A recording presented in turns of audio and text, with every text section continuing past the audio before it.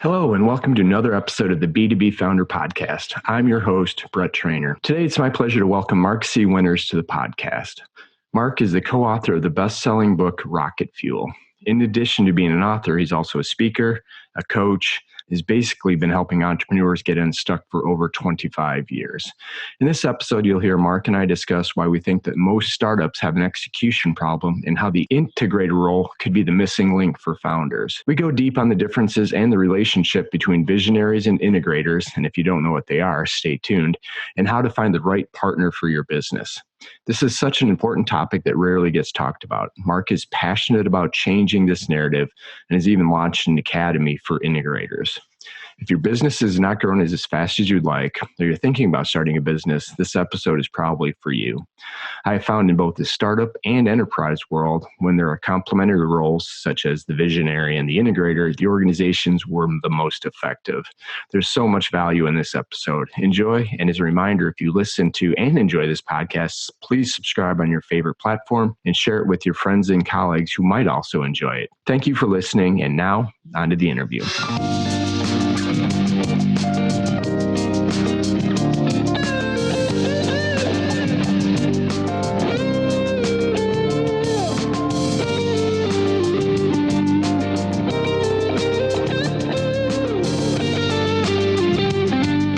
Hey, Mark, welcome to the program. Hey, Brett, thanks for having me. Good to talk to you today. Yeah, likewise. It's been a long while since our graduate school days. We won't go back how far that is. The gray hairs may give it away. I think so. Trying to keep them away, but at least you have them.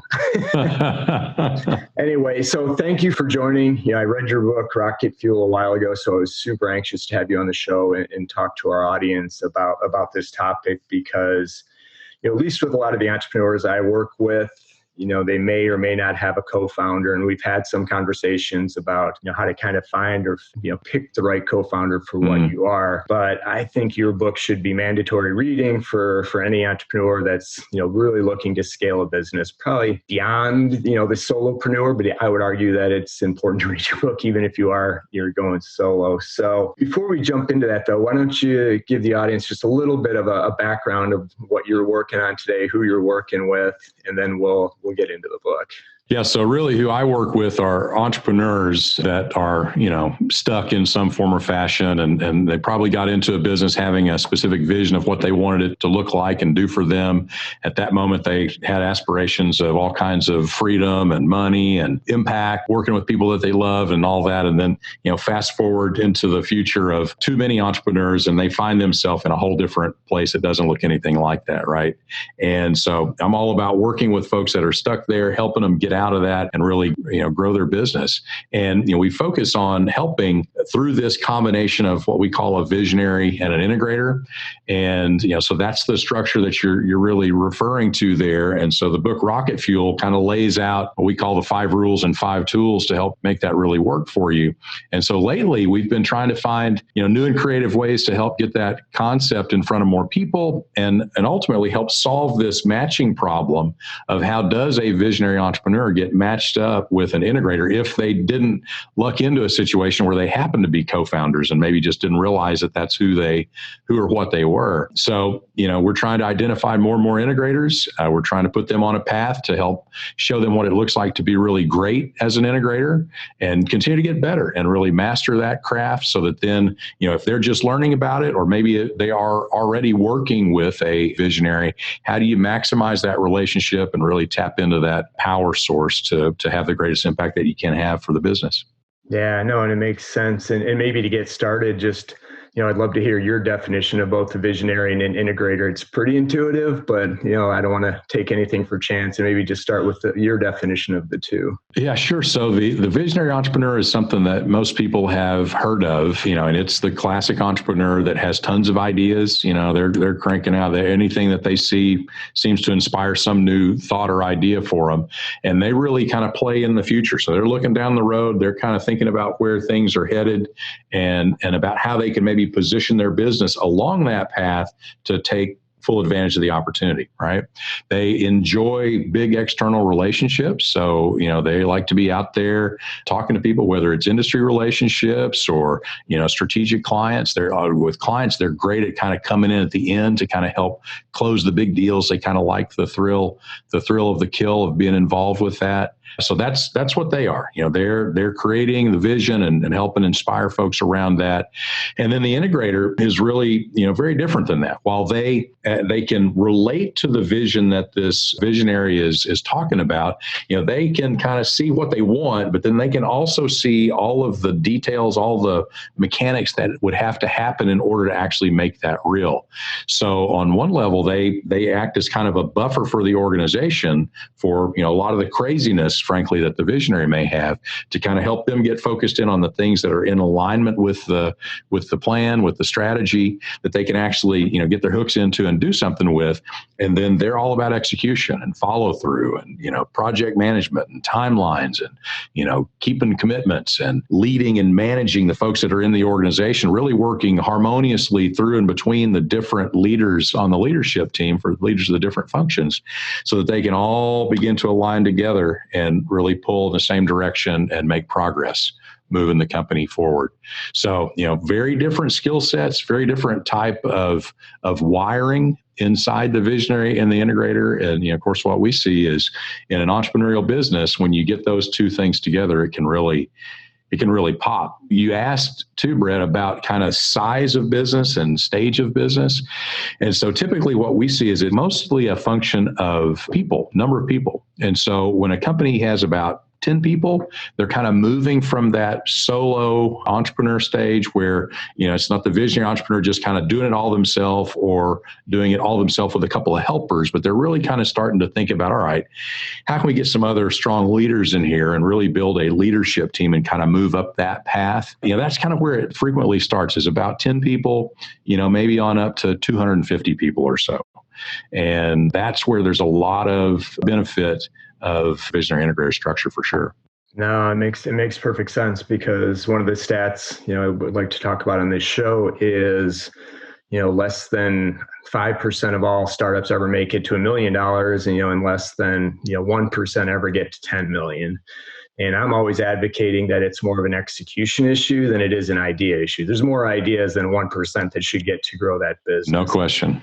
It sounds, based on some of the work you've done and the book you've written, that probably in line with what you've seen, right, with the companies you work for. Is it an execution more than the vision? So 100%. I mean, I have seen, and frankly, I have drawers of great ideas. I mean, there's great ideas just laying around all over the place, but, if you can't execute on it, if you can't make it happen, it's not powerful. It's not impactful. And, one way to think about this is the visionary entrepreneur is the one that, they make it up, but the integrator is really the one that makes it happen. They make it real. And, they allow this visionary's vision to manifest. And so that's all about understanding and execution and being able to get stuff done through the human capital that's in an organization. And it's not a natural thing for a lot of visionary entrepreneurs. It makes sense. And love your perspective too on, because I know there are people out there thinking, oh man, I don't have a co-founder. Do I need to go get an integrator co-founder? Or is it, can you partner with folks? I mean, what's kind of the role of the integrator as you grow? Does it have to be the co-founder, or is there a way to bring an integrator into the business that can help you as you start to scale it? Yeah, let's talk about that. So I would say it's actually less frequently that it is a co-founder. Oh, interesting. So, I mean, when that happens, I think that's great. And frankly, the structure in a number of times when we've seen that happen has probably been a sort of a saving grace for the partnership, because it let them really clarify their roles instead of kind of stepping on each other all the time. So it certainly can be, but yeah, that's not a requirement. So, a lot of entrepreneurs, they kind of do what they can with what they've got, and they evolve to this place, again, 10 people or so, where there's enough to do that they're like, you know what, we need to get some structure around this. And that's when they bring in an integrator. Some people, go way farther down the path before they finally do.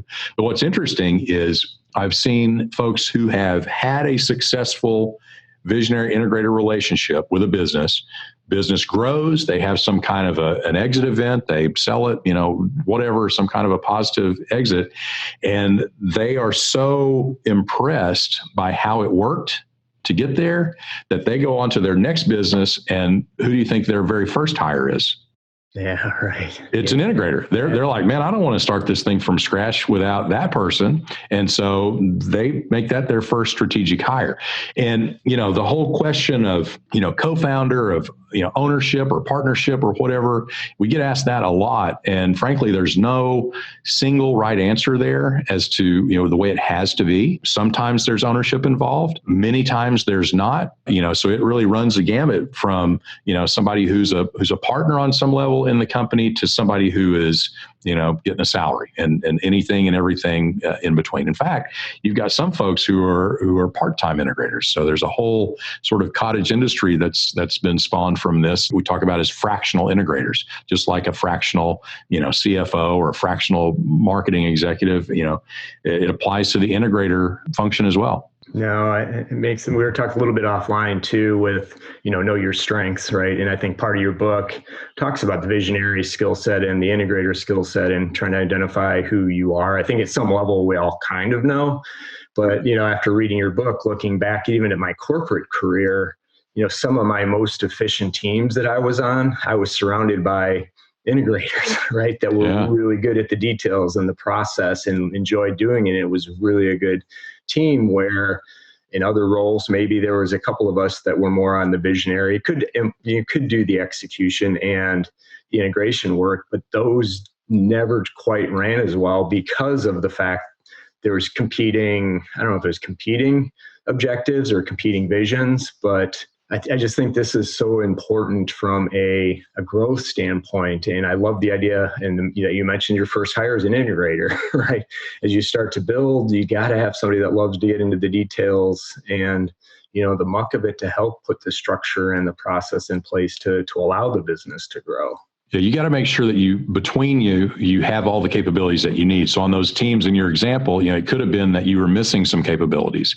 It could have been that you had such similar capabilities within the folks on the team that there was role confusion and kind of you're stepping on each other, right? So those are both issues that, that can slow you down. No, without a doubt. I'm just curious back, when you went the entrepreneurial route, what was the genesis for writing the book? Was it something that you found working with businesses that was a gap and you identified it? What was, what led you down that path? Yeah. So Gino Wickman coined the terminology of visionary and integrator. And so in his work, he's the creator of the entrepreneurial operating system, EOS. And so in his work with small entrepreneurial leadership teams, he saw that he had a personal experience with it. And he saw that in a bunch of his clients.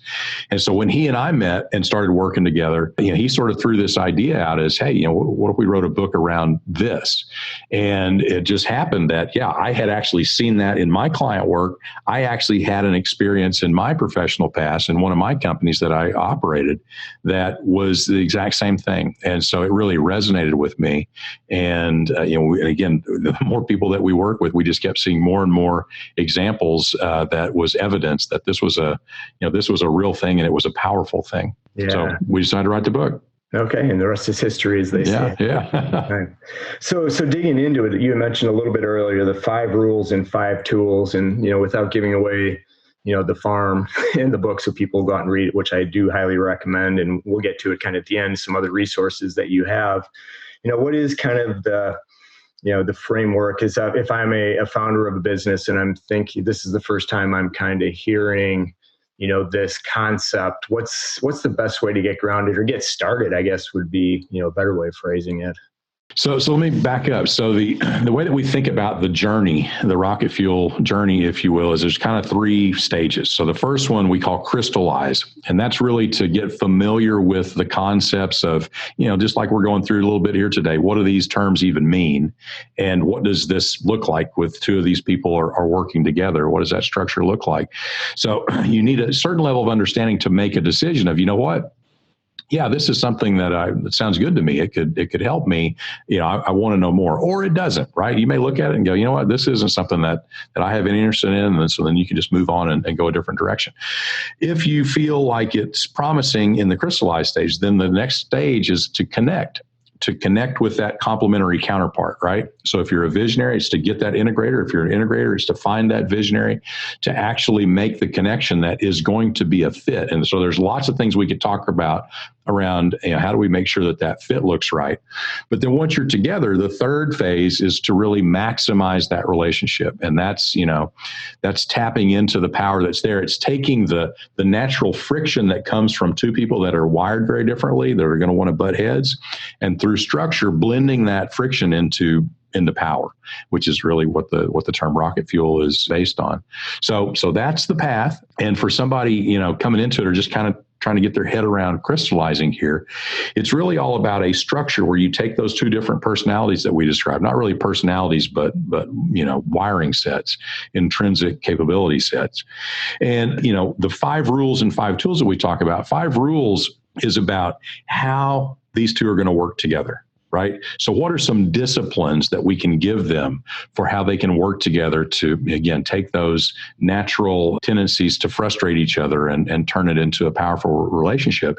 And one of the most powerful rules of the 5 rules is a simple thing we call stay on the same page. And, what tends to happen left to their own devices is, the visionaries doing their thing and they're saying a lot of stuff, thinking a lot of things, and they're playing, 5 miles down the road or, 500 miles down the road from where we are.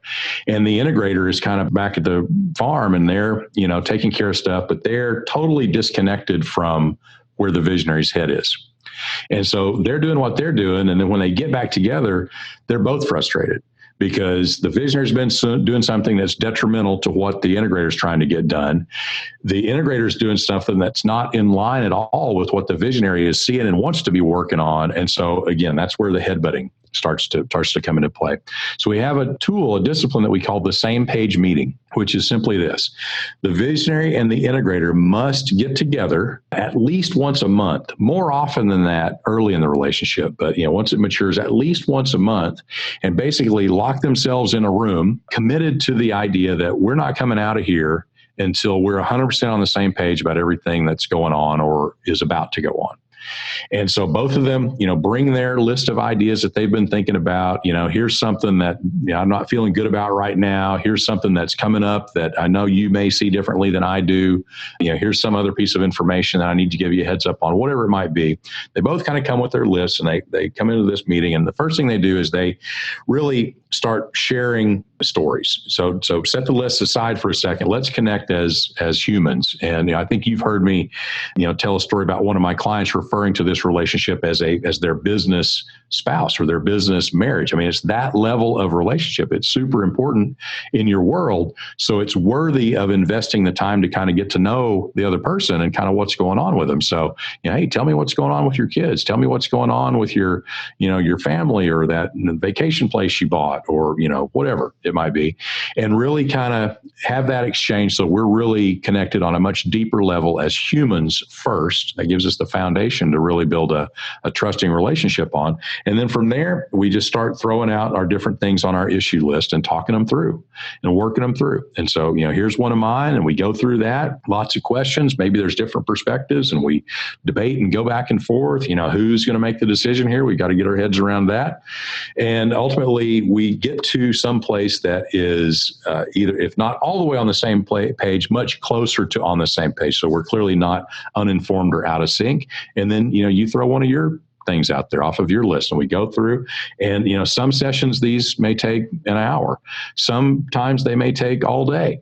And I've got visionaries and integrators that they'll do these on a golf course. They'll go to dinner and do it. They'll go smoke cigars and do it, right? So it's not so much about, where you do it, but it's about that commitment, that discipline to actually sit down and talk this stuff through and get it all out there on the table and make sure that you are really 100% in sync, 100% on the same page. So when you come out of that meeting and you go back out into the organization or the outside world, you're two halves of the same brain. You may explain it a little differently than I do, but the heart of it is not going to be that far apart, right? And so we are operating as a single unit. So staying on the same page is probably, if not the most important, is one of the most important of the 5 rules that we teach. Yeah, that makes perfect sense. Back to communication, right? And ideally, is this meeting just between those two? Is this a bigger staff meeting or just the two? Nope, it's just the two. It's just the visionary and the integrator. There's another discipline that's really more of a tool to make sure that the leadership team is staying on the same page through their weekly meeting discipline. But this is really just the visionary and the integrator. And in the beginning, hey, we do it more often. So if we just got connected, we just got paired up, we may have this meeting once a week, and it may be longer, it may spend 90 minutes a day. And then just over time, the commitment is at least once a month, we've got to sit down and spend as much time as it takes to get there. And what I find, Brett, is working with somebody and they've got a problem, and you kind of start digging into what the root cause of the problem is. And all of a sudden you realize, well, you guys aren't on the same page. Have you been doing your same page meetings? Well, no. And they got to, or sort of, or you'll hear this. Well, our offices are right next door to each other. We see each other every single day.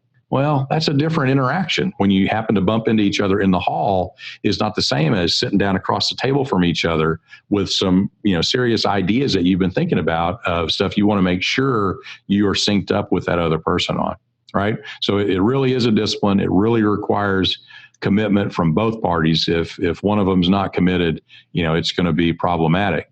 And then you just got to do it. And, the integrator has a big role there because we typically charge them with making sure that it happens, right? Because they can corral the visionary. They can make sure that it gets on their schedule. They can make sure that it happens. But even sometimes you'll have an integrator who's doing their very best to do all the right things there, and the visionary just keeps blowing it off or whatever. And, that's not going to work. That won't be a healthy relationship if they're not both fully committed to that discipline. Yeah, and I love the analogy of a marriage or a work marriage because it's true, right? I mean, we're in the same house with our spouse every day if you're married. And if you're not communicating, it doesn't mean just because you're passing each other that, everything's healthy and you're on the same page. So, that makes perfect sense. I do want to go back just a little bit because I think, at least for me, and I'm guessing a lot in the audience will have the question is, how do I find that right integrator? And, the other area I hadn't thought of completely related is if I am an integrator, how do I find the right, visionary to partner with? So maybe you could take us into, we don't have that much time to go super deep, but I would love to get your perspective on how. Yeah, so good. And actually, let me throw another nugget along that path, just in terms of how do I know if I'm a visionary or an integrator? Yeah. Right. So we gave kind of the high level description, but there's, on our website, there's an assessment that you can take that basically gives you a score around your visionariness or your integratorness. It's an indicator. It's not a pass fail thing, but it just kind of gives you an indicator to help you kind of think about that internally. So, but let's say that you're clear that you are this or you are that, and now you're ready to find that complementary counterpart. So in the book, we lay out a 7-step connection process really for visionaries to go out and look. And so just a couple of observations without going into every little step. The first part of it for the visionary is really about introspection. It's about looking at themselves. And it's about, if you think about that assessment that I referenced, they've taken that, and you're going to want your integrators to take that. And your pattern in the assessment that you took, we think of it as a 2-piece puzzle. So that pattern is part of what shapes the edge of your puzzle piece, right? Yeah. And so we want a puzzle piece that fits together just right? So there's not big gaps in between the pieces. There's not a ton of overlaps. They don't look exactly the same, but it just fits together just right, where between us, we got everything that we need. We've got all the core capabilities. We're going to be really comfortable and clear in our respective roles. So that's a really important part of the process. So the 7-step connection process really takes a visionary through looking at and thinking about that, thinking about other profiling systems that they may use to look at themselves and think about people that they've taken. It looks at their readiness as a visionary to actually bring an integrator and kind of takes them through some checks there, because we see different types of readiness. Some visionaries aren't really ready to make the financial investment that's going to be required to bring on an integrator. They can clearly see how much it may cost them, but they haven't really thought about what are the benefits? What are the impacts that I'm really going to receive? And so we've got, a method to kind of help them think about that. Are they really at a stage of their life where they have, lifestyle readiness? Are they, at a time where, I've got kids that I want to spend more time with now. So it makes me more ready to let go of some of the things that I really want to let go of, or I'm still at that stage where I really want to be in everything and hang on to everything and all that. So they got to be ready. The company has a certain profile that they've got to understand. How much visionary does this company need? What type of an integrator does this company need? So there's a fit there, and we think about those as kind of the visionary spectrum and the integrator spectrum. So it's almost like a three-piece puzzle that's coming together. So how do the visionary and the integrator fit together? How do those two fit together with the actual business at the stage the business is at? And so once you understand that, now it's time to take our message to the world in terms of what I'm looking for. And a couple of different paths you can go there. One is really just to leverage your network of folks. Many, many, many visionaries have found their integrators just by putting the message out to the network that, hey, I'm looking for an integrator. Here's what that looks like. Here's what the job description is. Here's what I want them to do for me. Do you know anybody? And, that through, kind of cascading across the network has brought them, this person that they wouldn't have found any other way if they haven't tapped into that. There are recruiters that are beginning to specialize in integrator recruiting. And so just like you might do a retained search for a COO or a marketing VP or a head of sales or whatever, they'll do a search for you for an integrator, and they've got practice, and they're aligned with what the structure and the parameters that we've laid out in Rocket Fuel. So there's some folks that are getting really good at that. We've got some resources on our website listed of those different companies. There's also people that, I think I mentioned this earlier, that will do fractional integration. And so think of that like a firm where you can bring somebody in on a fractional basis, maybe 1 day a week, maybe 2 days a week. They may be remote from you, which, now remote isn't as nearly as big a deal as it used to be, right? Everybody's all of a sudden become a Zoom expert. But that's kind of a cool thing because it lets you sort of date before you get married.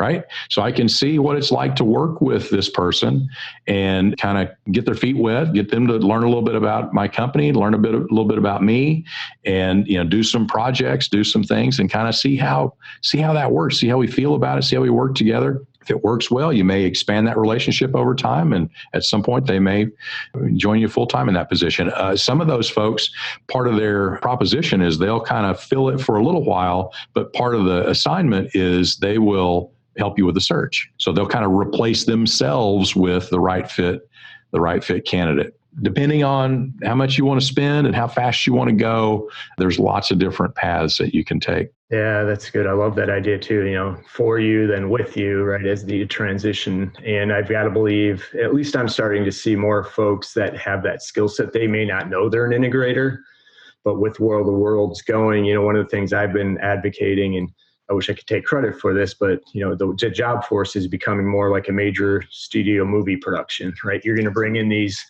15 different people for this 12 to 18 month period to build this, whatever you're building, and then everybody goes down their separate way onto their next project. I don't think a lot of people are thinking like that. So if I'm looking, I think you had mentioned, I've heard you mention in the past that it's, the ratio is like 4-to-1 of visionaries to integrators. So finding these integrators is not going to be easy. And if they don't necessarily consider themselves that, is there the best way to kind of identify? So we could find the recruiter, but there's probably some diamonds in the rough.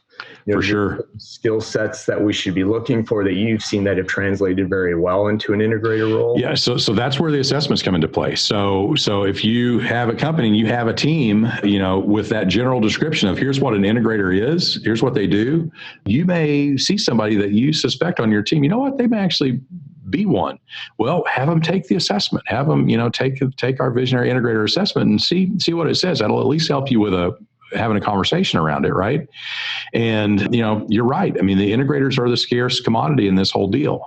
Just because for every 4 visionaries, there's 1 integrator, it actually is a little worse because that 1 integrator isn't a perfect fit for all 4 of them. They might be a perfect fit for just 1 or 2 of them. Right. And so, we're really at Rocket Fuel focused on how do we identify more integrators out there in the world. This is why, if you know of somebody who may be one, have them go take that assessment. And then for those that identify with it, they go, yeah, this is me. What's cool is you'll hear those folks say, yeah, that is me. Now I know what I am. It's like this crazy self-discovery light bulb that goes on. And then we want them to kind of make it known. How do we get them to start putting the word out that, hey, I am an integrator, and either in their own company go and begin to try to pursue that responsibility, or maybe elsewhere try to pursue that responsibility. And so we're really also focused on helping train them, right? So we want to take somebody who knows they're an integrator, and we want to show them, here's what it looks like to be truly great as an integrator, and here's where you are, and so here's kind of the gaps you need to fill to come along that curve, so that you could really master this craft, right? I mean, it's a profession, just like if you're an accounting expert or a sales expert or an operations expert, whatever it might be. Somebody can really be an integrator as a craft, and they can spend a lot of their focus really mastering that craft, and that's going to help them have tremendous impact in the world. And they're desperately needed by visionaries that are out there that are going, man, yeah, I want one, but where do I find one? Yeah, I think that's so good, because if you look even a more macro, right, there's all sorts of groups and, I don't want to say training programs, but for CEOs and founders, they can get together and talk things out, I'm drawing a blank, Vistage and, EO, YPO, Vistage, C12, TAB. I mean, there's tons of CEO groups, right? And so that's another thing we've noticed in the communities that we have for integrators is there's this, wow, they look around and they're like, I'm not alone. There's other people like me. And so they can learn from each other. And so, there's, we try to help them through peer groups as well. Yeah, I know we're starting to run short on time, but I did want one follow-up question with the integrators. So from their perspective, knowing, one, they've identified this is, my skill set, this is what I want to do. Mm-hmm. What are some of the things the integrators should be looking at from the visionary, right, to make sure it's a good fit? Because as a visionary, I know who I need to help me run the operations, but on the flip side, I don't know if that gets as much attention, making sure the integrator makes the right selection. Yeah, right? So great question. So let's assume that they've both taken the assessment. Okay, so they've got the 40 questions on either side. And so it's a process where basically they lay those things down side by side. And so the integrator should be doing this too as part of their due diligence on a relationship. And what you're looking for on each question is you're looking for areas where you're both really high or you're both really low. So if between us, let's just say it's you and I, Brett, if between us we had, half the questions we're both really low on, we're probably not a very good pair. We're probably not a very good duo. We're going to have gaps. We talk about that as a gap score. We'd have a high gap score. And so that's not a great combination. And then the flip side of that is if we had a large number of the questions where we were both really high, what do you think the problem with that would be? Yeah, too much overlap. Right. And what's going to be the downside of overlap? That's a good question. What? We're going to fight for the wheel, Okay. Right? I mean, we're both going to want to do that. We're both instinctively going to try to go there. And so if we're not really crystal clear on roles, that's going to be a problem. So you have to be crystal clear on the role definition. And with that, you can handle a little bit of overlap. A little bit of overlap's not a big deal. But we have too much, it's just going to be frustrating to both of us, right? So for an integrator, that's the thing. You take the assessment, make sure that your prospective visionary takes it, and then walk them through that conversation. Interesting. And then just one last follow-up question to that, because I know you can take the assessment and assume the gaps aren't, too broad with the same, or I forget what you mentioned, the gap score, but there still has to be a personality. So even though the skill set's aligned, you still got to make sure, one, the visionary is ready for this, and two, the personalities are going to mesh, right? Yeah. So personalities, I mean, that's just kind of normal, normal hiring stuff. Although here's the watch out there is a visionary will hurt themselves hiring somebody that they like their personality. Interesting. A visionary doesn't need to go hire another one of them, and that's who they want to hire. That's who they like, right? So I've had multiple visionaries tell me, man, I would not have hired this person, but the profile of the assessment and some other profile that they used, whether it's Colby or Culture Index or Predictive Index or whatever, right? There's all these different systems out there, and so I really encourage that to be part of the process, right? In terms of the visionary, understanding them and understanding that fit. What's that going to look like, right? So that's a big piece of it too.